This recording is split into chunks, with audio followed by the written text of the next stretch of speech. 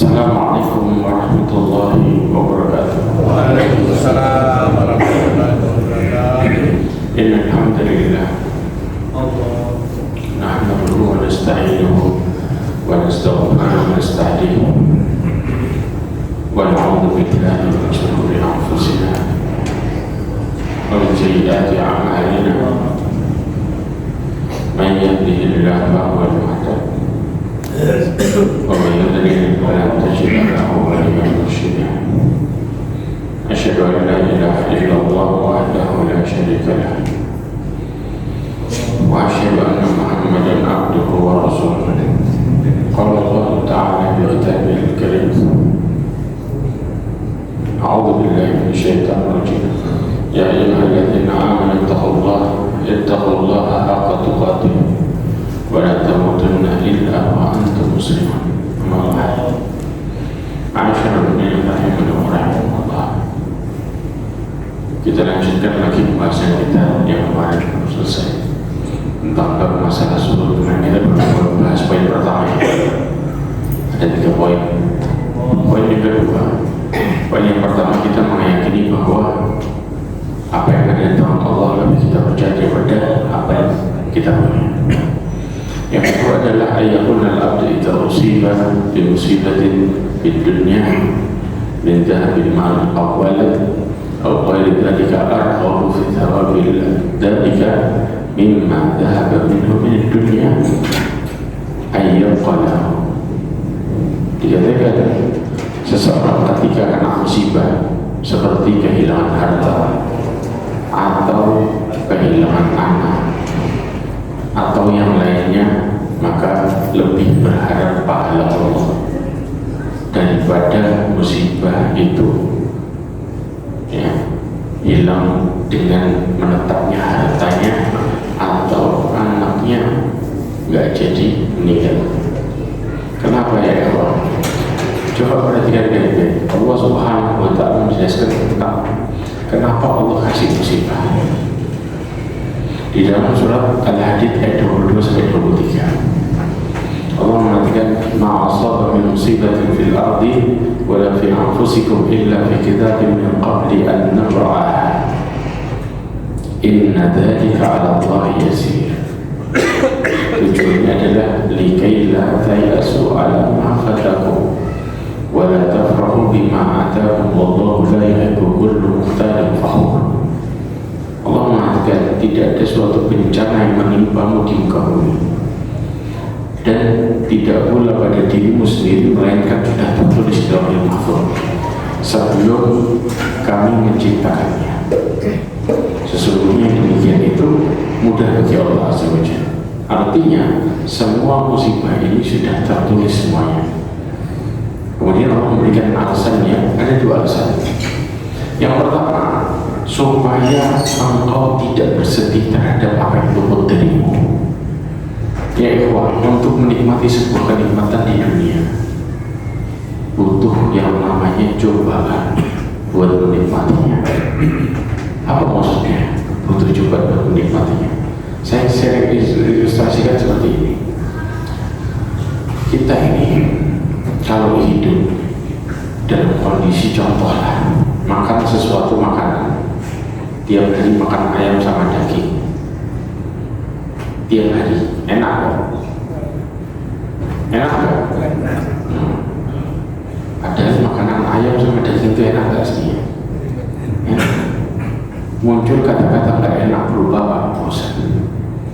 Menunjukkan manusia itu ketika mereka dibuat enak terus, mereka merasakan apa? Bosan. Kata-kata ingkar di situ seakan-akan hidupnya berubah jadi gak enak. Allah Subhanahu wa ta'ala memberikan musibah supaya mereka merasakan kenikmatan setelah musibah itu. Kita ini bisa menghargai sebuah nikmat sebelumnya kita merasa itu enak. Berarti pada dasarnya Allah kepingin hidup kita semua enak. Dalam kondisi apa? Musibahnya 1:2. 1 musibah, 2 kenikmatan. Itu yang berjalan terus. Cuma kenapa seseorang merasa hidupnya semua musibah? Karena pada dasarnya ketika musibahnya lewat, dia masih mikirin musibah itu. Padahal musibah bukan tujuan untuk kita hidup. Musibah hanya sesuatu yang Allah berikan supaya kita bisa mensyukuri dan menikmati apa yang Allah kasih. Tujuannya di situ. Makanya Allah mengatakan apa? Supaya kalian tidak bersedih terhadap apa yang luput darimu, dan supaya engkau tidak bergembira terhadap apa yang diberikan kepadamu. Jangan pernah jadi orang bersedih. Supaya kita sadar bahwa pemberi adalah Allah Azza wa Jalla, bukan bagaimana baiknya diri kita atau merasa kecerdasan diri kita. Dari sini seseorang akan sadar bahwa ritme hidup ini Allah jadikan naik turun supaya seseorang bisa mensyukuri dan menikmati hidup itu. Tapi ketika sesuatu hidup dalam kondisi datar, antum sendiri merasa jenuh dalam hidup, walaupun ngerasa bergelimang harta, menunjukkan ketika kita hidup berjalan begitu saja, maka kita merasakan kejenuhan. Apa ya? Hidup ini kok gini-gini aja. Tanda ini menunjukkan ingkarnya seseorang terhadap nikmat Allah Azza wa Jalla. Maka Allah kasih musibah supaya seseorang sadar Allah memberikan nikmat setelah dia susah, dan dia bisa menghargai nikmat itu dengan baik. Makanya di sini letak syukur seseorang kepada siapa? Kepada Allah Azza wa Jalla. Ketika mereka paham bagaimana nikmat Allah memberikan mereka sebuah masalah. Dan ketika seseorang diberikan masalah, kemudian diberikan jalan keluar, maka mereka tahu bahwa Allah yang menyelamatkan hidupnya dan memudahkan hidupnya, bukan dirinya sendiri. Supaya mereka kembali kepada Allah dalam kondisi apapun, baik dalam kondisi bahagia atau dalam kondisi susah.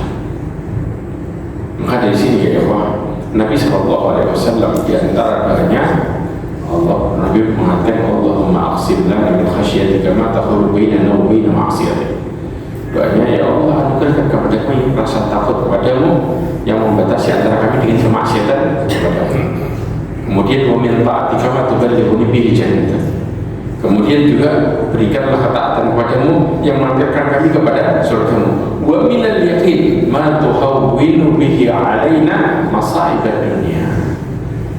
Maka Rasul juga berdoa, dan anugerahkan kepada kami keyakinan yang menyebabkan ringan bagi kami dalam menghadapi musibah di dunia. Karena ketika kita yakin Allah akan membalas kebaikan di balik musibah tersebut, maka kita merasa musibah itu adalah sebuah anugerah, bukan sebuah bencana hidup. Yang jadi masalah, banyak orang fokus sama masalah hidupnya, bukan berpikir hikmah di balik musibahnya. Karena pada dasarnya dunia ini gak ada istilah lulus, tempatnya cobaan. Kenapa tempatnya cobaan? Karena Allah ingin hamba-hambanya berusaha memperbaiki hidupnya di dunia supaya mendapatkan rahmat yang sebenarnya berupa surga. Allah kasih rahmat, Allah punya rahmat itu total 100. Di dunia cuma diturunin 1. Dari 1 kita bisa memahami 1 dengan yang lainnya, atau bisa saling pengertian, atau bisa saling mencintai. Itu baru 1 yang aku rasain di dunia. Sedangkan Allah simpan 99-nya di mana? Di surga. Kebayang 1 aja kita bisa saling hidup pengertian, bagaimana kalau 99 di surga kita rasain? Sampai Syekh Ibn mengatakan, ketika ada seorang pasangan nih yang melihat masalah kecil, kemudian mereka saling berantem, mengatakan, wahai pemuda, kata Syekh Ibn, kalau engkau mau kesempurnaan, maka engkau akan dapatkan di akhirat, di surga. Maka Allah memberikan kita dunia ini masalah supaya setiap orang berharap surga, supaya setiap orang berharap rahmat Allah di surga. Karena dunia bukan tujuan utama hidup, hanya tempat untuk mengumpulkan kebaikan demi mendapatkan hidup yang sebenarnya, yaitu surga. Kemudian tadi bidang Bifari mengatakan, man zahada dunia hanat alaihi musibah. Barang siapa yang zuhud terhadap dunia, maka berbagai musibah akan terasa ringan olehnya.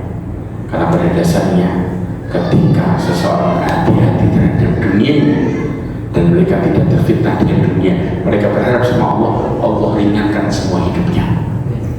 Keringanan hidup terjadi ketika Allah anugerahkan kepada kita. Berapa banyak kita punya teman, punya anak buah, punya rekan yang mereka ingin membantu kita semua.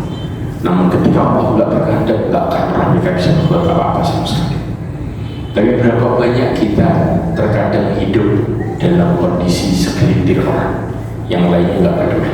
Tapi ketika Allah ingin membantu kita dan membuat hidup kita mudah, maka hidup kita akan menjadi mudah begitu luar biasa tanpa bantuan manusia. Karena pada dasarnya orang yang beriman cuma berharap dari sisi Allah Azza wa Jalla, bukan berharap kepada yang lainnya. InsyaAllah yang berikutnya ketiga kita akan bahas di pertemuan berikutnya.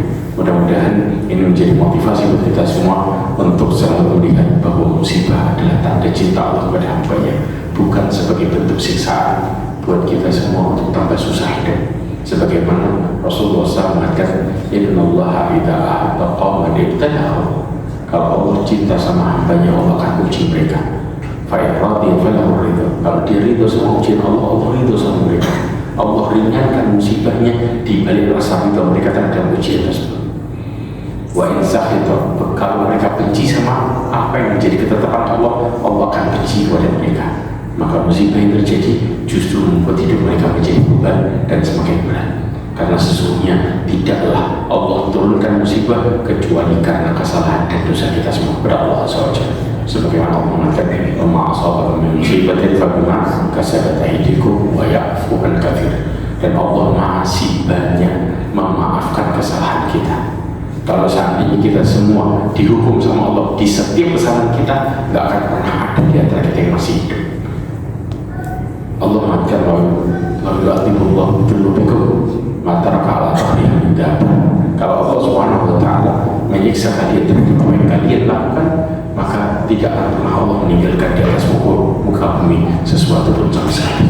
Wallahu a'lam bishawab. Subhanallah wa bihamdika, asyhadu an la ilaha illa anta, astaghfiruka wa atubu ilaik. Assalamualaikum.